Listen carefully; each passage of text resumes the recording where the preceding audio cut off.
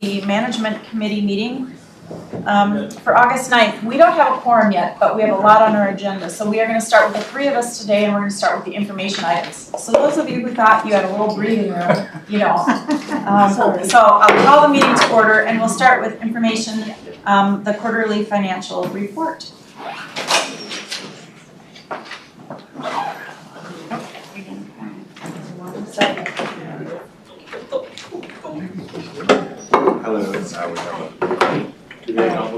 We'll just pause for a minute. We didn't have a quorum, but we have a big agenda, so I thought we'd start with information items. Are you guys okay if we take our first information item and then go to? Okay, we'll proceed. Thank you. Thanks for working with us today.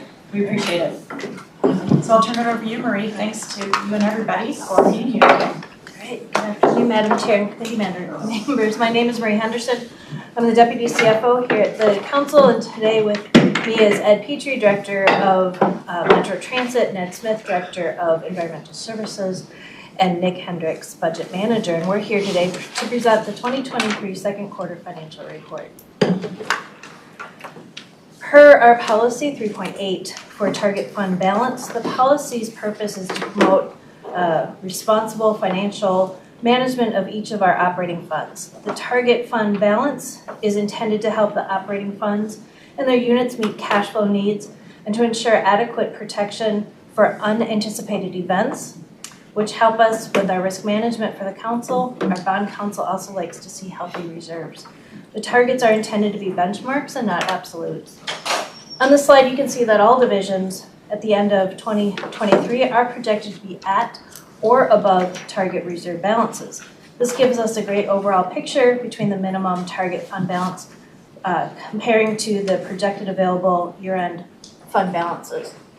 As we go through this presentation, as they will all be above target fund balances, we do have some divisions that will need budget amendments due to some spending, and that will be explained later. So looking at our general fund is our most flexible dollars within statutory limitations. Our revenue for the general fund is primarily from property taxes. Those are mainly paid in July and December.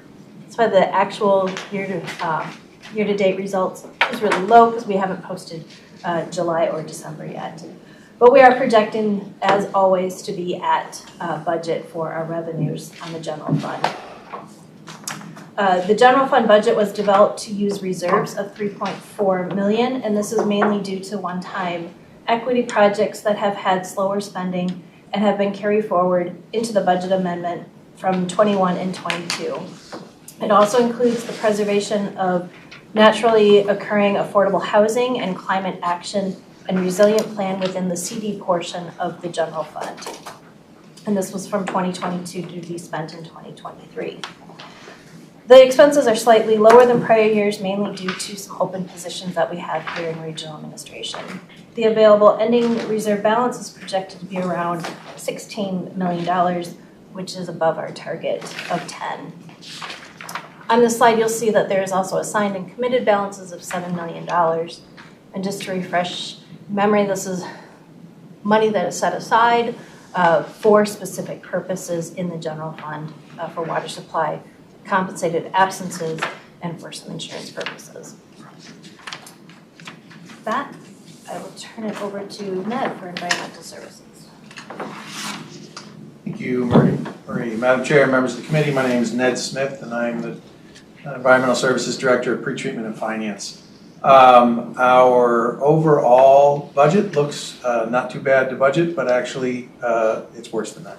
So we will be doing a budget amendment in the third quarter. A lot of this is due to timing of some state appropriations where we're going to recognize the revenue right away, but we're not recognizing the expenses until next year when they're actually spent.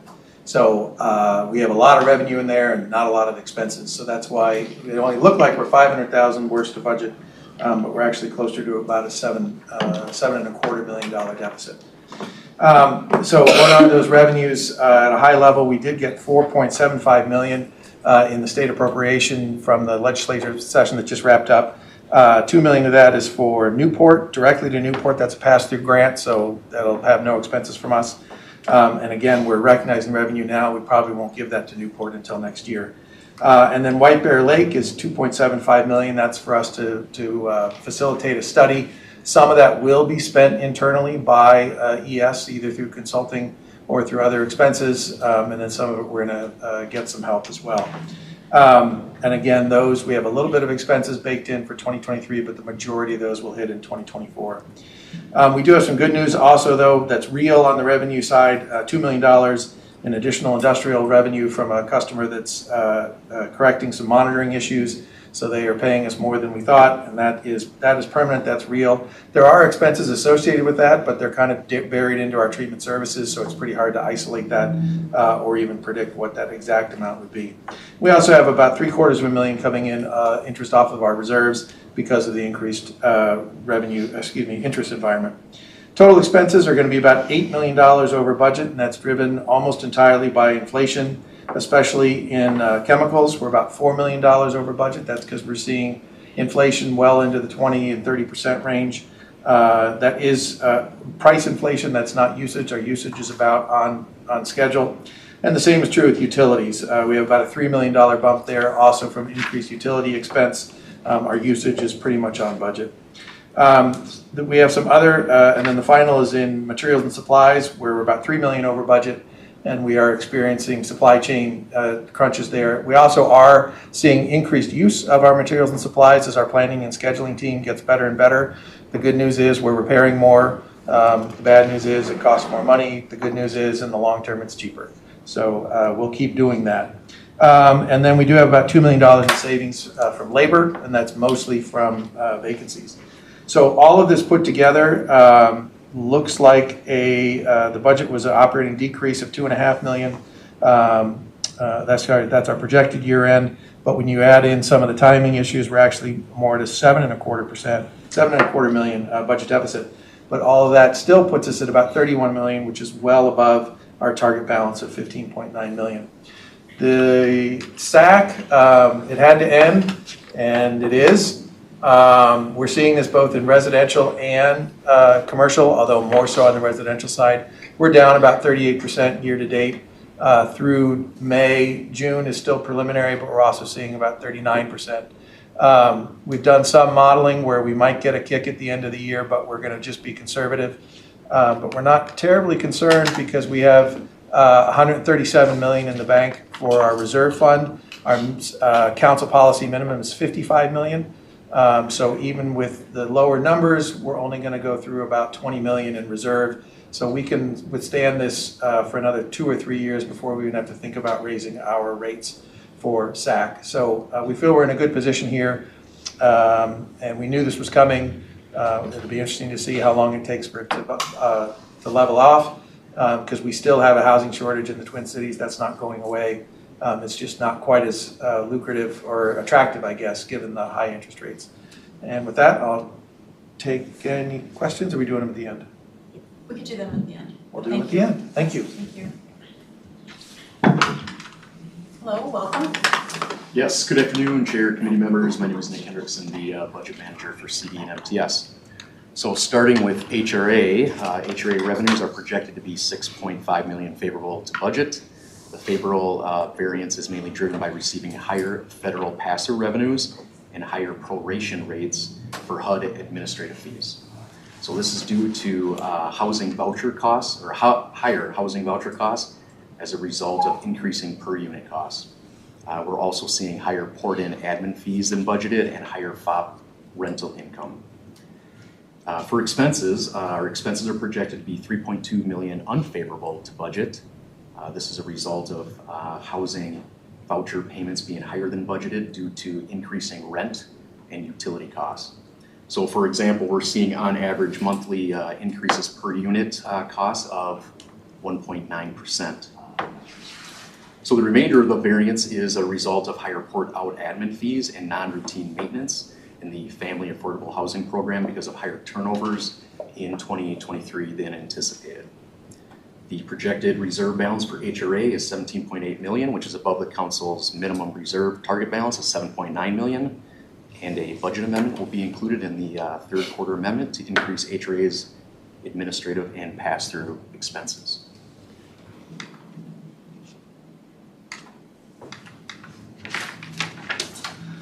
And for Metro Mobility's revenues are projected to be unfavorable to budget by 1.5 million. This is a result of lower passenger fare revenue than budgeted.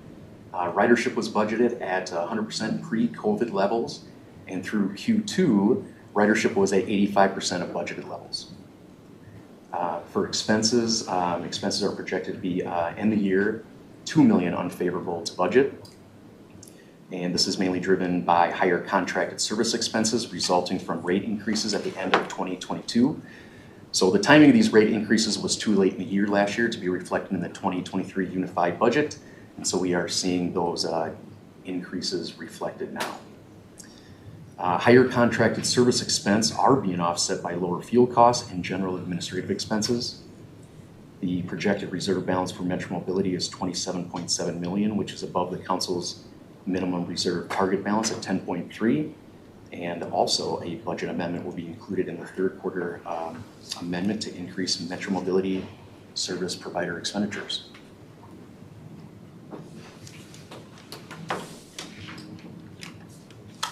Madam Chair, committee members, Ed Petrie, Director of Finance, Metro Transit. I'll go through the motor vehicle sales tax, and then go to the Metro Transit family of services. First of all, motor vehicle sales tax revenues through the month of June are at about $195.4 million, about 108% of the February forecast. So they are running a little bit ahead of forecast.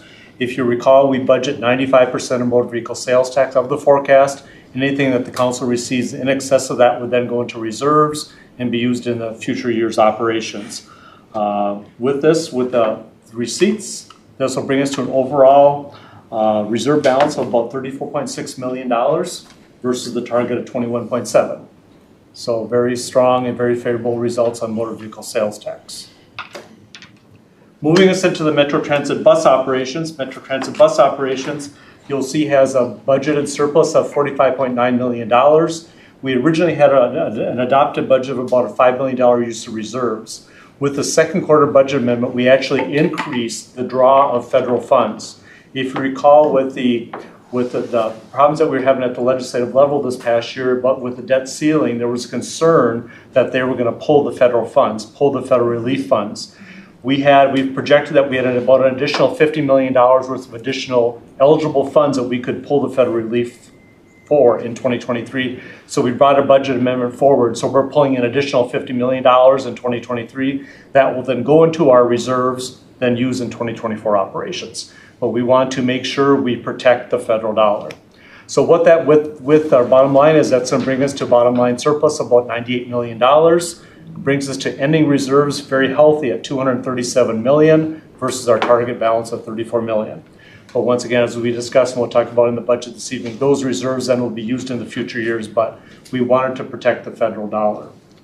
On the revenue side for Metro Transit bus operations, ridership is about $5 million on revenues of below budget. This is due to some continued challenges that we've had with ridership, but we have seen some positive trends though with ridership. On a July year-to-date basis, our bus ridership is about 16% over 2022 levels. So we're seeing the continued growth, and as of July year-to-date, we're running at about 57% of pre-COVID levels.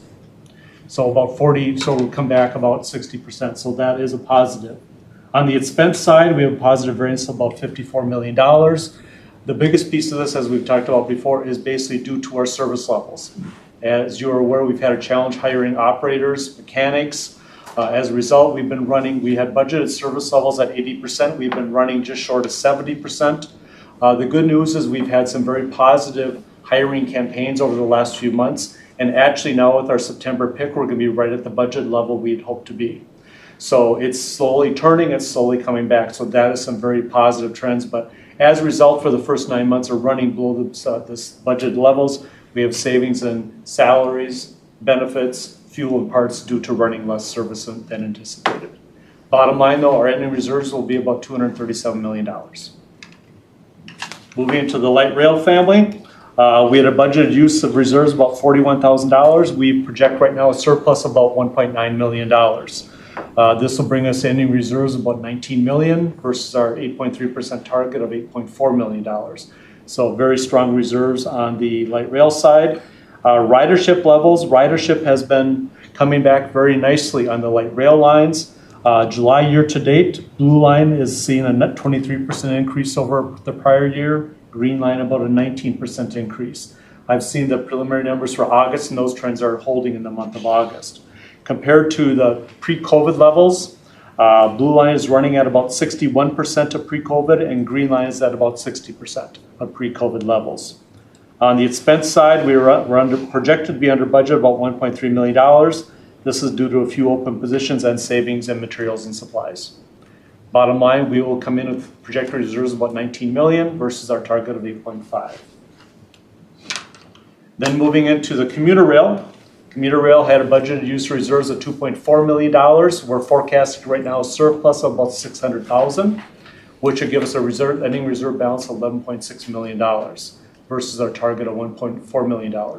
The biggest story in North Star is the fact is that we had budgeted for 4 trips in, 4 trips out, and special event service in 2023. We're still running 2 trips in and 2 trips out with no special events. So the majority of the savings is basically due to the service levels that we're currently operating.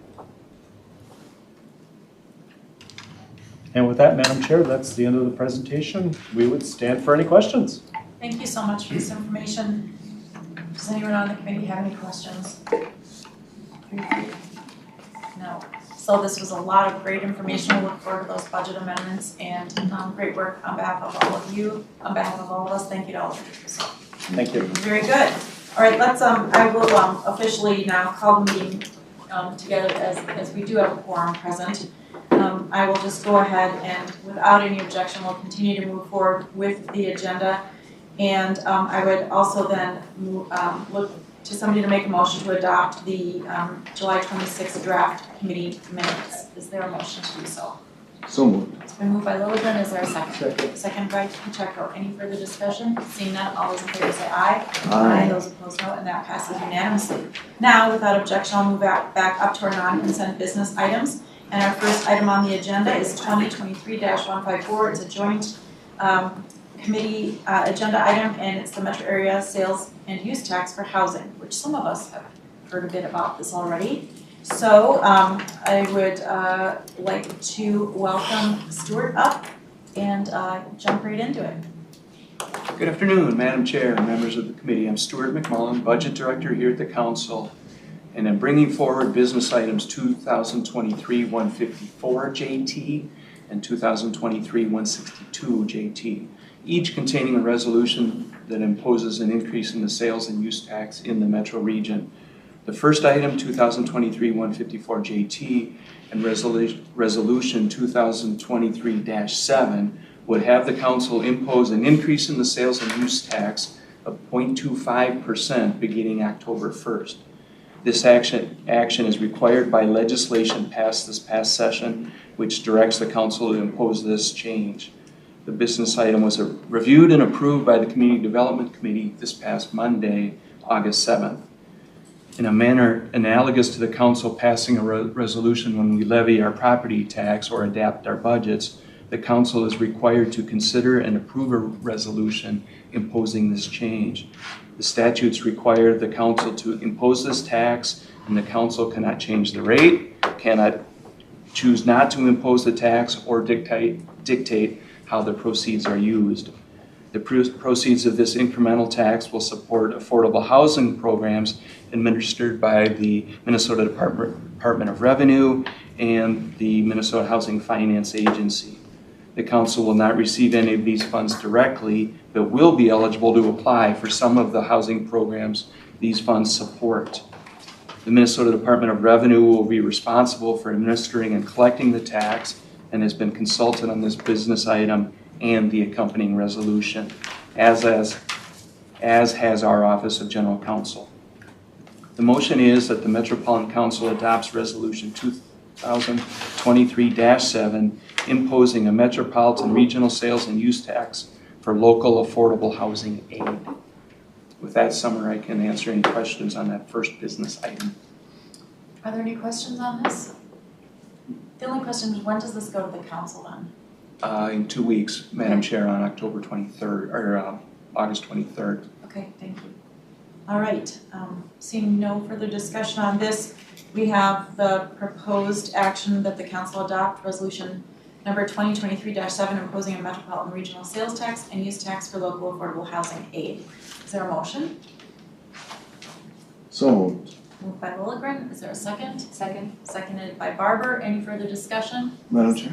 Yes? Yeah, Councilmember thanks, Lilligren. it's exciting to be part of bringing additional affordable housing resources into the region, and so I'm grateful for that and for the work of the legislature. I just want to say, maybe this is stating the obvious, but it's also kind of unusual, I feel, to be levying a tax that we have no real role in allocating or spending, and note that we have a lot of good affordable housing initiatives through the council that could benefit from additional funding from the state level, and so I look forward to seeing what gets accomplished with this more formula sort of funding passing through and taxes that we're levying, and it would also be interesting to see, or to consider anyway, what impact those funds would have on our own affordable housing programs. Yeah. Thank you, Councilmember Lilligren, that's a great point. At CDC, we got a lot of information, but even Director Barajas, while she knows a lot, there's still more that they're digging into and that will become, so you're right, it'll be interesting to see how it impacts our programs and eventually the people that we serve. Thank you. Is there anything else on this? All right then, seeing none, we've got a motion to move that item forward. All those in favor say aye. Aye. Those opposed, no, and that passes unanimously. We'll now move on to the second item. It's 2023-162, and it's the Metro Area Transportation Sales and Use Tax. And I'll turn it back over to you, Stewart. Thank you, Madam Chair. I'm now bringing forward a similar item, Business Item 2023-162, JT, and Resolution 2023-8, which would have the council imposing an increase in the sales and use tax of 0.75% beginning October 1st. This action is also required by the actions of the past legislative session, which directs the council to impose this change. The Transportation Committee reviewed and approved this item on July 24th. The proceeds of this incremental increase in sales and use tax will support transit and transportation programs at the Met Council, as well as transportation and transit programs of the metropolitan region counties in Minnesota. 83% of the funds, or approximately $465 million per year, will come into the council for transportation and transit programs. The use of these funds will be discussed in ongoing separate conversations with this committee, the Transportation Committee, and the council, as the 2023 budget is being amended and the 2024 budget is being adopted. Again, the statutes require the council to impose this tax, and the council cannot change the rate or choose not to impose the tax. The Minnesota Department of Revenue will be responsible for administering and collecting the tax, and it has been consulted on this business item, as has our Office of General Counsel. The motion is that the Metropolitan Council adopts Resolution 2022-8, imposing a regional transportation sales and use tax. That's summary. I can answer any Are there any questions. questions on this? All right then, we've got the motion as stated by Mr. McMullan. Is there a motion to approve? So moved. Moved by Barber, is there a second? Second. Seconded by Cedarburg. Any further discussion? Councilmember Barber. Thank you, Madam Chair. Just have to be very, very thankful to the legislature and to the administration. With this and the transportation bill, yes, we got a lot of new funding and we did get new obligations and responsibilities. However, for years we've been operating with a looming structural deficit. I've walked around with a spreadsheet in my bag for years, showing everybody that would listen how quickly those red numbers were coming. And we have to be very thankful that now we can plan with an eye to the future, with knowing that our structural deficit has been resolved. It's very good news. Yeah, thank you, Councilmember Barber. It's very true, and the needs across this region keep growing. So this is really helping so that we can not have that fear of the fiscal cliff that we've all been carrying around in our bag. I'll use that as a metaphor as well. So that's great news. Literally, years. yes, yes. And it was a heavy bag. So are there any other questions on this? All right then, we've got the motion, or did we have a motion? Okay, sorry about that, lost track there for a minute. Any other discussion? Seeing none, all those in favor say aye. Aye. And those opposed, no. And that passes unanimously, so thank you for being with us. And we will continue to march on. Our next item that we've got up is item 2023-181. It's our software maintenance agreement contract And we've got an amendment coming forward, and I'll bring up Craig Bantz, and he will get us up to speed on this item. Thank you so much, Madam Chair and committee members. My name is Craig Bantz. I'm the Chief Information Security Officer, and I'll try to be quick with this item. Cubic is a Metro Transit's fare collection system. So it's the system used by your go-to card to board a bus or a train. We've had the system for about 20 years at this point, and it continues to be a leading solution in the market, used by a number of other transit agencies. In the future, we plan to upgrade this system, which will have significant advantages to our riders, moving to what is known as an account-based system. Right now, the value of your go-to card is actually stored on the card itself, in essence. So if you lose it, it's complicated to restore it. Replenishing its value is slow. Moving to an account-based system allows us to implement more flexible fare plans. It also allows us to, for instance, use tap on your phone and otherwise simplify the experience for customers. Right now, we are dependent in our daily operations on services for Cubic that provide maintenance and support, both of hardware and software for the current fare system. What this action proposes is to extend our existing agreement with Cubic for support and maintenance for an additional 2 years. During those 2 years, we will negotiate and conduct this major upgrade. So the action right now is not the upgrade, but rather it provides us the runway to do the upgrade, if that makes sense. The amendment adds 2 years of service are for $650,000 a year, or for a total of $1.3 million being added to the existing contract, which would bring the value of the contract up to about $4.8 million. Originally, Cubic proposed a 7% increase for 2024 over 2023, and another 7% increase for 2025. Through really diligent negotiation over the course of many negotiation sessions, we reduced that increase for 2024 from 7% to 4%, and reduced 2025 from 7% to 0%.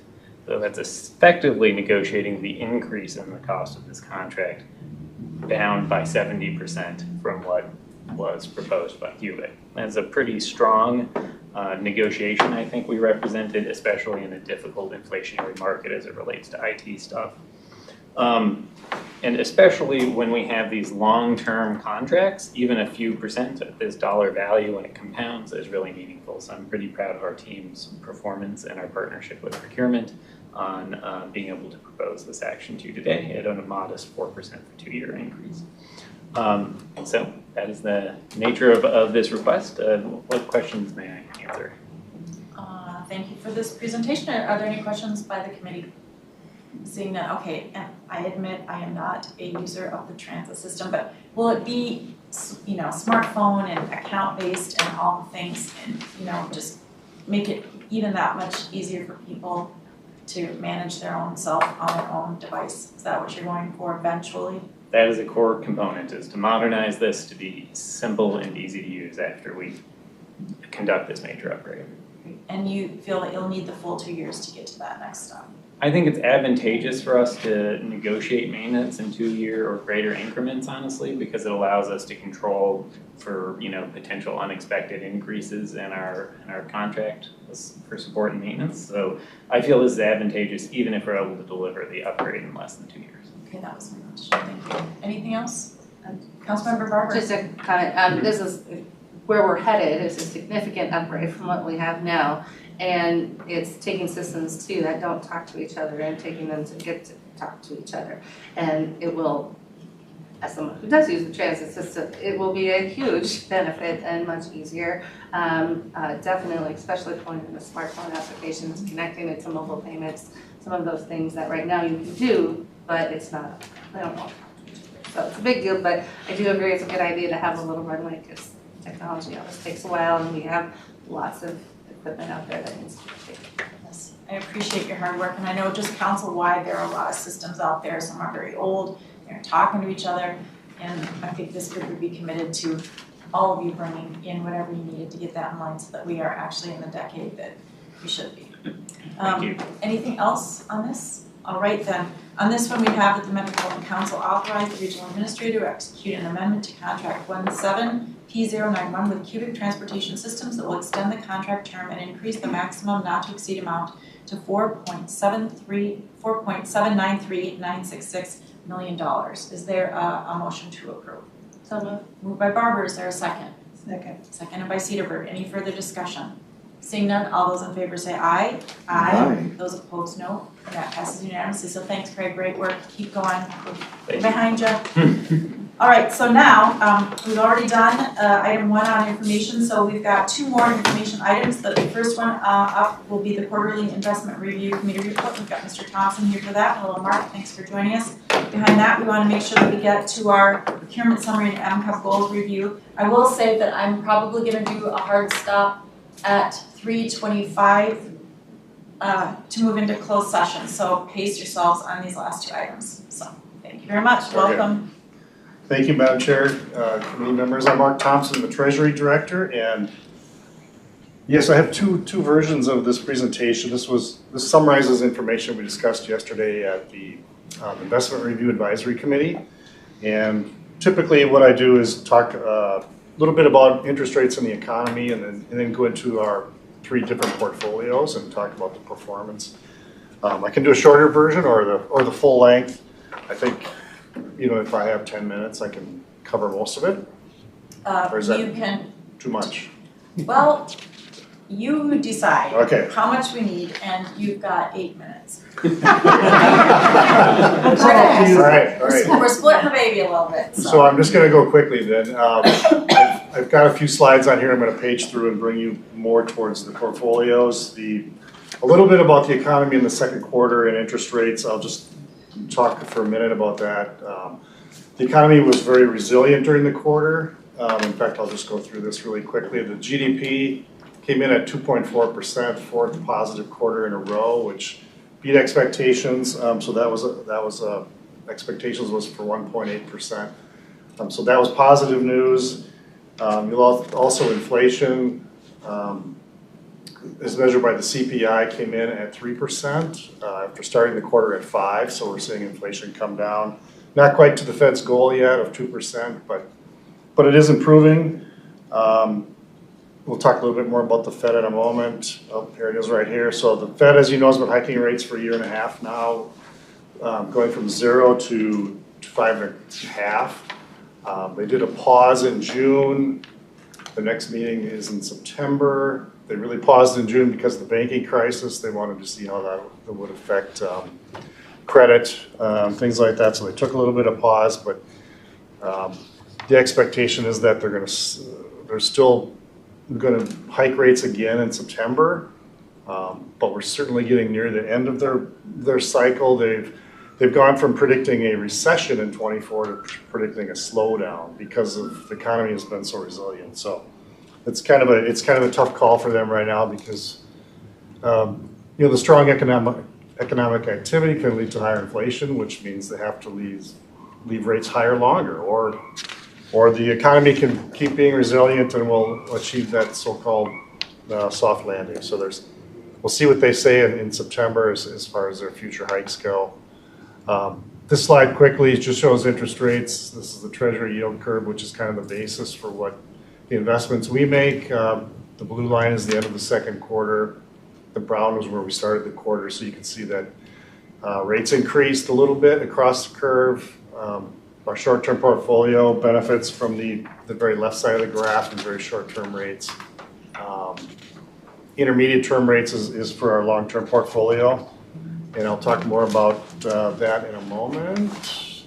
On the stock market, we are invested a little bit in the stock market with our OPEB trust, and I'll show you that performance. But it was a great quarter for the stock market, especially if you were invested in the tech stocks. As you know, artificial intelligence really boosted up some of the big tech names during the quarter, so the stock market was up 8.7% on a total return basis for the quarter. And we'll show you what that means in a moment for our portfolio.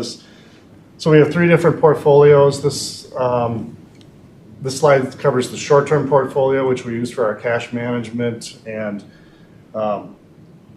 it is it's managed around our payroll and our debt service, kind of our big capital expenses, investing our available cash. You've seen this before. At the end of the quarter, it was about a little over $1 billion. It was invested in 32% in Treasury bills, 17% in discount notes issued by government agencies, and $555 million was in a money market fund.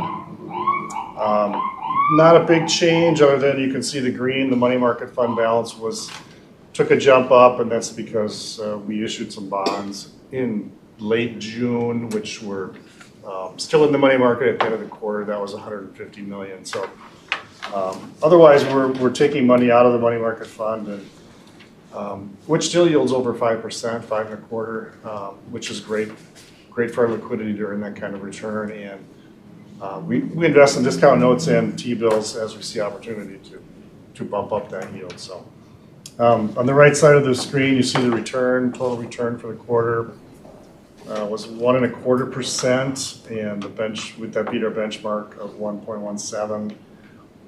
The more impressive number, the one you want to look at is the average yield has been jumping as the Fed has been increasing interest rates, and you can see the average yield was 5.14%, and that was a jump up from 4.77 at the end of the first quarter.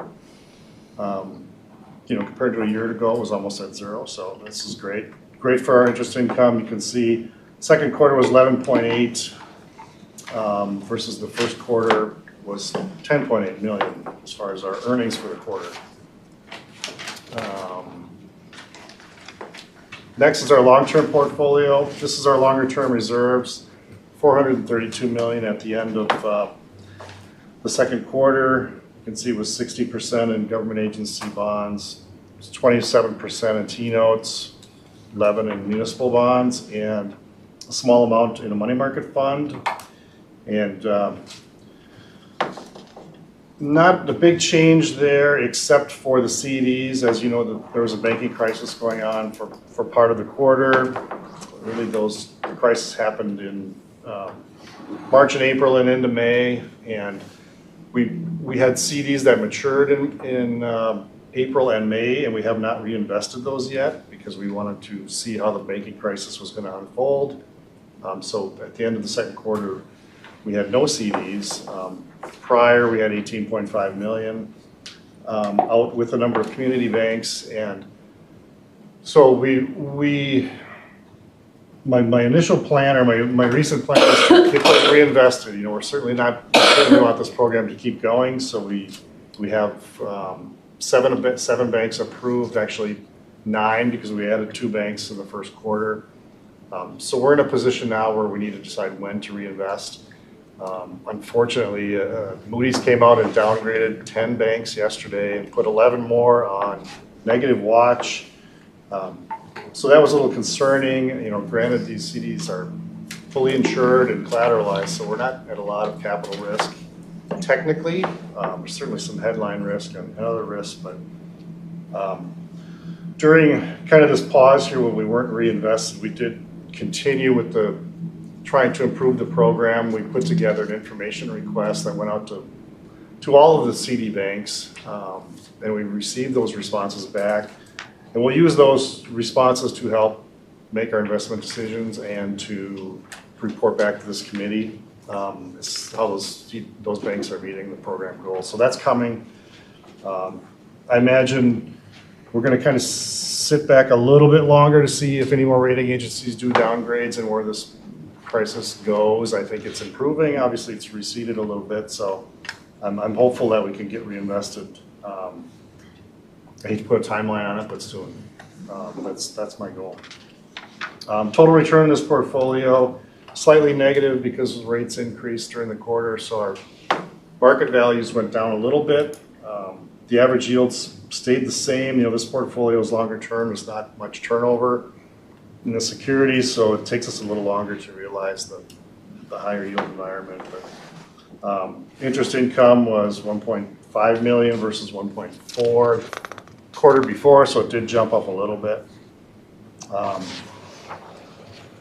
Next, I know I'm probably getting short on my time. Get another whole minute. You're doing Oh, did great. I? Yeah. So the OPEB trust, another great quarter for this trust. We have $325 million at the state board to fund our future OPEB liabilities, and this is where the equity component comes in.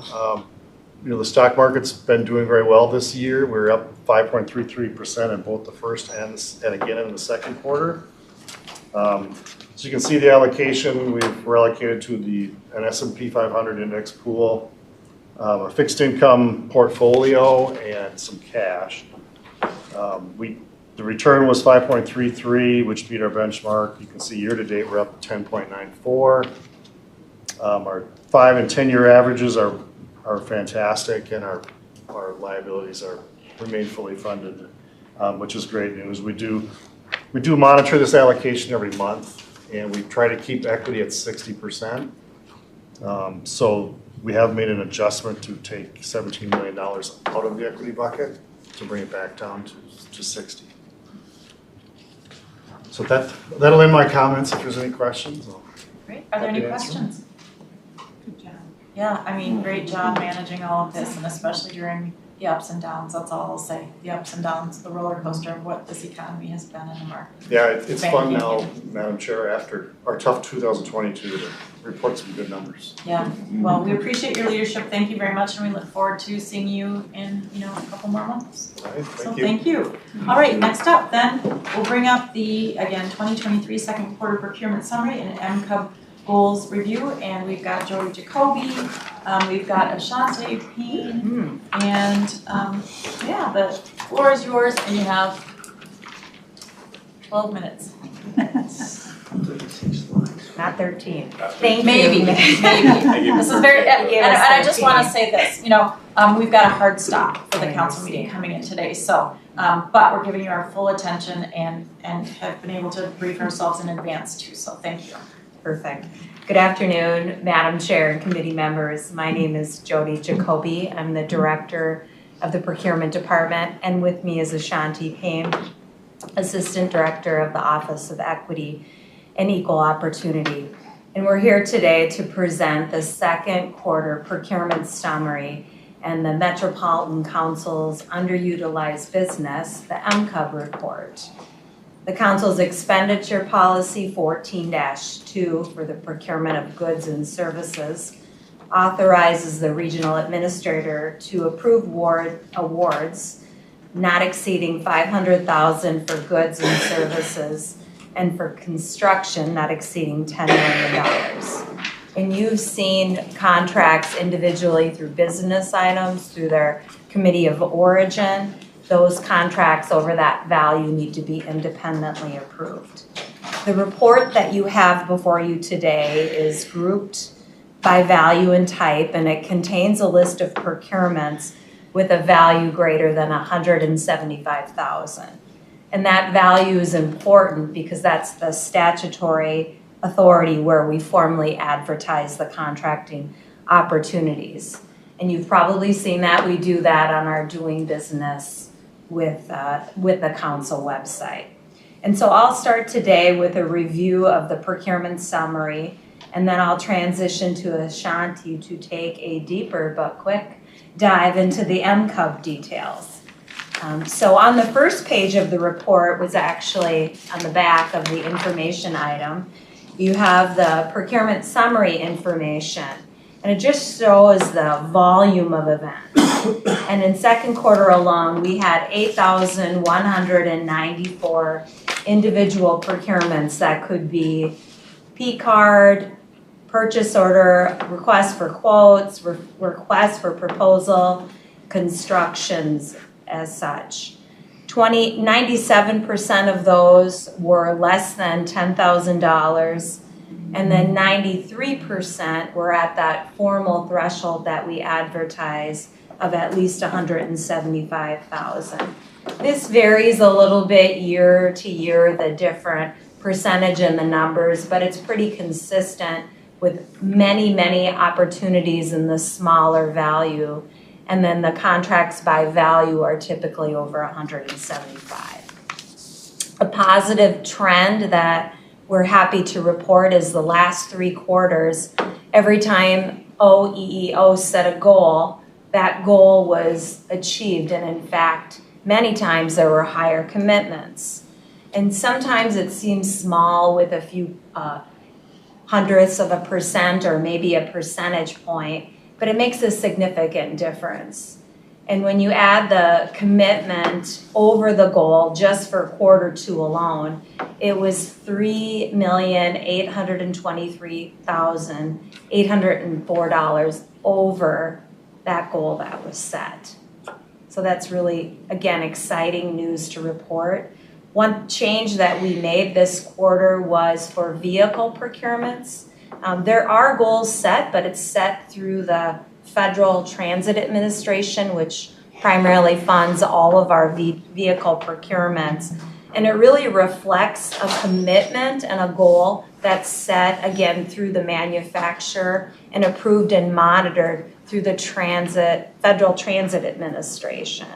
And so only approved transit vehicle manufacturers can propose on these federally funded projects. Two of those projects on page 8 to New Flyer, you'll see that TVM indicator. And for New Flyer alone, their commitment on those vehicles, again to the Federal Transit Administration, is 3.6% overall. Again, a really large commitment. And then one other really exciting thing to note that was new this quarter, and certainly a collaborative effort with many partners, especially Procurement, Office of General Counsel, and Environmental Services, is that we executed interagency agreements with several tribes for a tribal cultural specialist. And these are specially trained staff that conduct tribal cultural property surveys and monitor constructions in locations that have the potential to contain cultural properties and burials. And because it's an interagency agreement, it's not on this report, but it certainly was a really fantastic collaboration and a first time for the council having these agreements with the tribal governments. And some of the,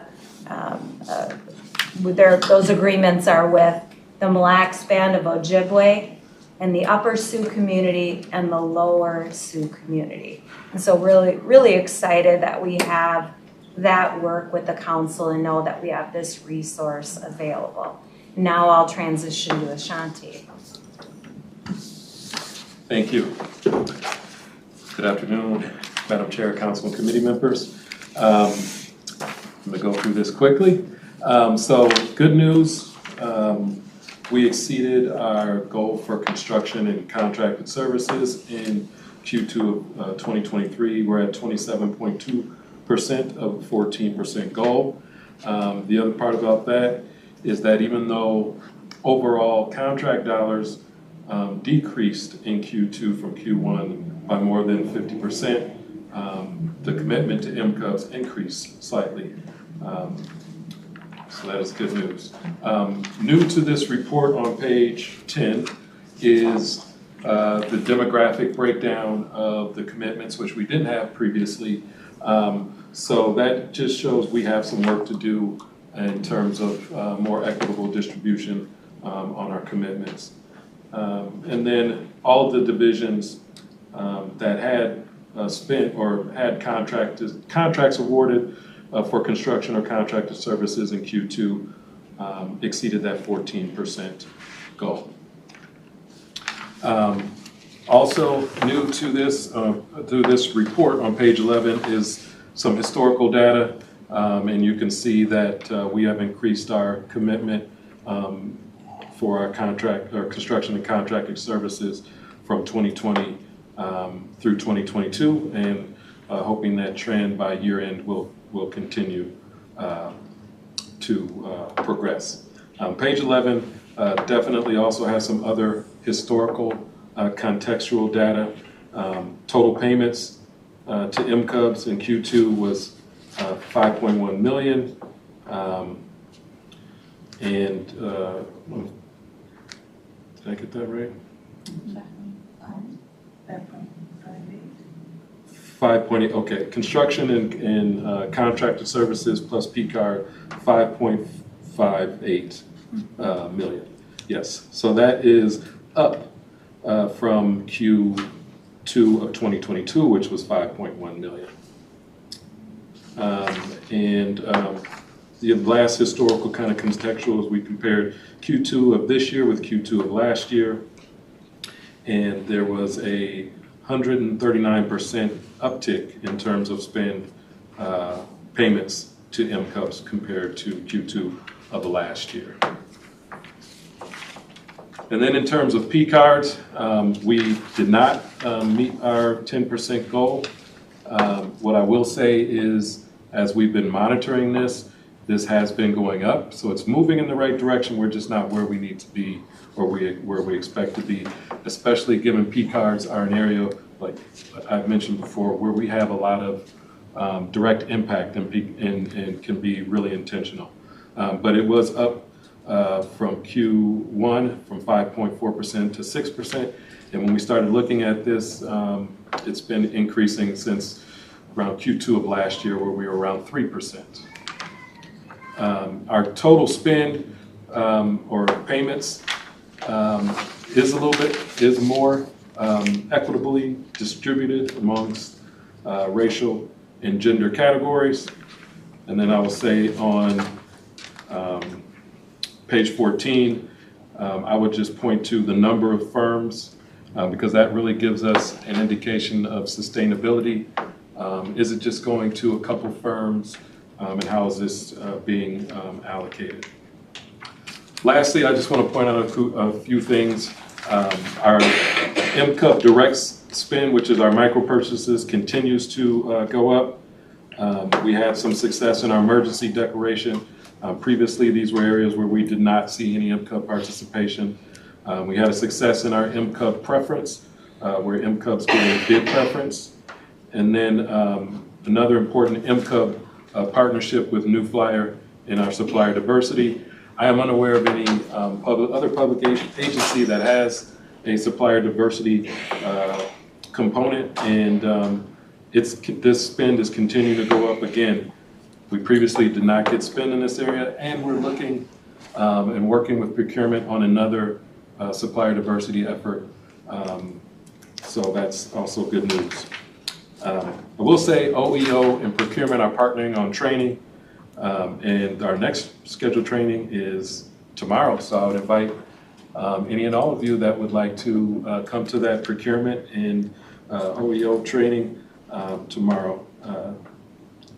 Come on, love to have you. And what time is that, and is it virtual? I believe it is. Yes, it is virtual. Yes. Yeah, that'd be great. Send it Yes. out. That'd be kind of fun to listen to. And then 136 new MCUB firms were added to the directory in Q2.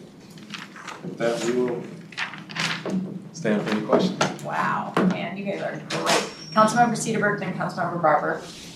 I just wanted to say I really appreciate the trending data that you keep presenting to us so we can see progress or issues and things like that. So we can see what happened 2 years ago, a year ago, last quarter. Really keeps everybody focused on what we're really trying to achieve, and so I just wanted to say I appreciate that in the presentation. Thank you, Councilmember Barber. Thank you, Madam Chair. So my question is probably for Ashanti for the P card expenditures. We go by division. Some divisions are meeting it, but some have very low expenditures. And where like Metro Transit is high, but maybe they're purchasing, more supplies or parts or things like that. I mean, do we have any like insight into why some of the divisions are meeting the numbers better? And if I may, that was simple question, so sorry. That was my question too, and I was thinking, do each of these divisions have their own goals? And it's like for some of the newer council members, some of our bigger, like 5-year contracts for contracted services can skew everything, like just by how they're structured. And it's sort of the nature of my question with, are there things in here that are making the numbers seem?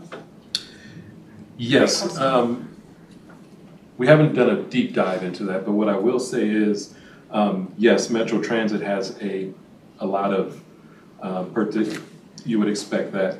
Along with, you would expect MCS and Metro Transit to be the top two. I would say where MCS is doing well, I guess what kind of stands out to me and is surprising is how poorly regional administration is doing. And then lastly, what I'll say is I am invited to Metro Transit's Engineering Facilities Extended Leadership Meeting, and we talk about some of these things. And so they are working and focusing on P-card and where they can improve and be more intentional in their efforts. So look forward to having more of those discussions with other business units. I'm glad to hear you're meeting with the engineering maintenance group people, because you historically, we've always ordered from this person or this, and you know, how do you look at that a little differently? Sometimes hard to break up in long ways. Yes. Yeah, exactly. Anything else from the committee on this?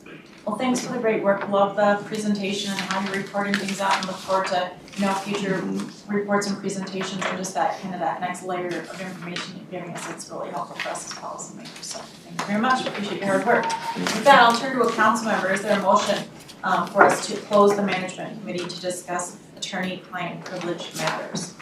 Yes, Madam Chair, I move that this meeting also be closed to the public pursuant to Minnesota Statute Section 13Z.05 Subdivision 3B and applicable case law, so the committee can discuss with our legal counsel in a confidential setting attorney-client privilege matters.